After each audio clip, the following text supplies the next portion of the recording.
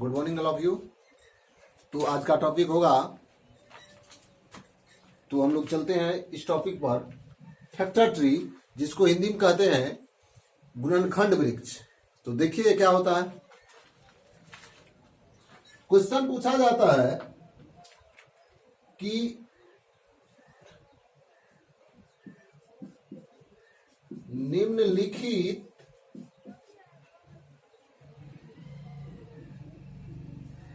में ए, बी एवं सी का मान निकालें। मतलब कुछ वृक्ष टाइप से कुछ फिगर होगा जिसमें ए, बी और सी होगा और उसका मान क्या होगा वो आपको बताना है। तो देखिए बिल्कुल आसान तरीका से आपको बताया जाएगा, जो एक बार में एक बार अगर आप देख लेते दूसरा बार देखने का जरूरत भी नहीं पड़ेगा। तो जैसे कि पहला क्वेश्चन होगा आपका 140, वो इस तरह से होगा।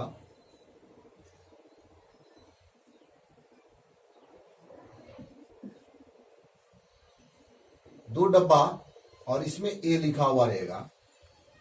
फिर ये चलता है, दूसरा डब्बा रहती है और इसमें 2 और इसमें बी लिखा हुआ रहता है।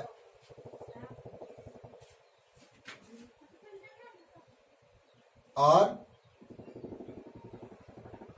यहां फिर एक डब्बा रहती है जहां पर 7 लिखा रहता है और यहां पर सी लिखा हुआ। मतलब ये आपका क्वेश्चन रहेगा, ध्यान से देखिए। ये आपका क्या है, फैक्टर ट्री है।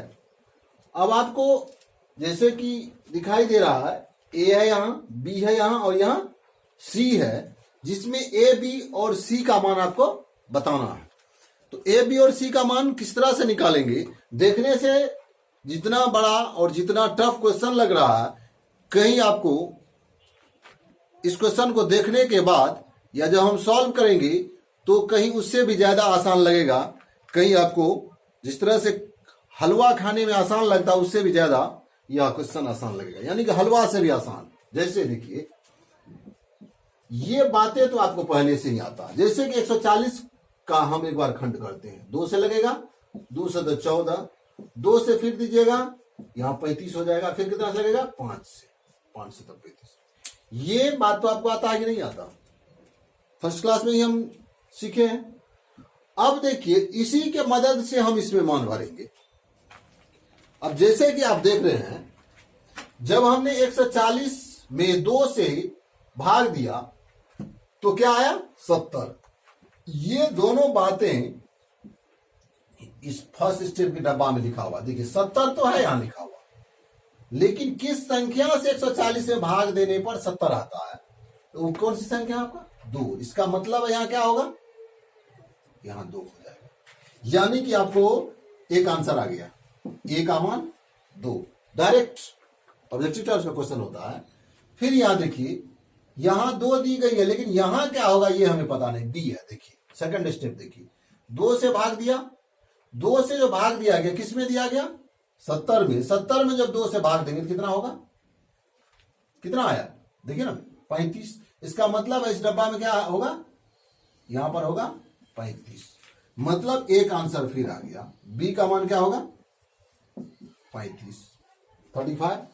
उसके बाद जब आप यहां देखें तीसरा स्टेप में, तो यहां देखते हैं 7 तो है, लेकिन यहां सी का मान हमें ज्ञात करना है।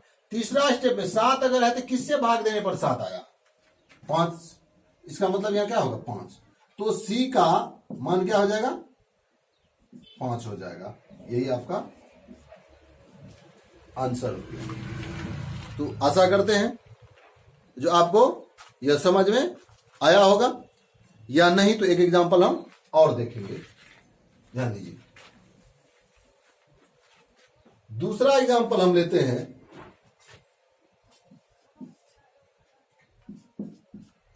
156 156। 156 में देखिए क्या क्या आता है। यहां मान लिया जाए 2 दिया हो गया, ये क्वेश्चन है, तो आपको यहां ए मिलेगा, फिर यहां डब्बा होगा और वहां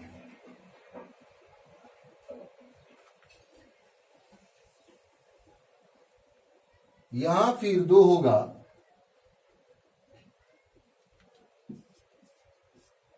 फिर यहां 2 डब्बा होगा।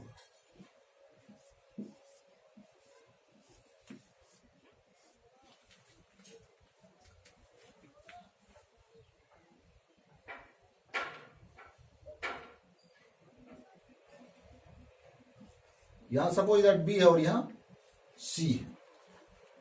क्वेश्चन सेम है, क्वेश्चन सेम है। अब यहां देखिए 156 का आप जब खंड करते हैं 2 से, तो क्या हो जाता है, 2 7 14, 2 8 16 78, फिर इसमें कितना से लग जाता है 2 से, 2 3 6 और 2 9 18, फिर इसमें कितना से लग जाता है 3 से, 3 1 3, 3 3 9। अब स्टेप बाय स्टेप आप देख सकते हैं।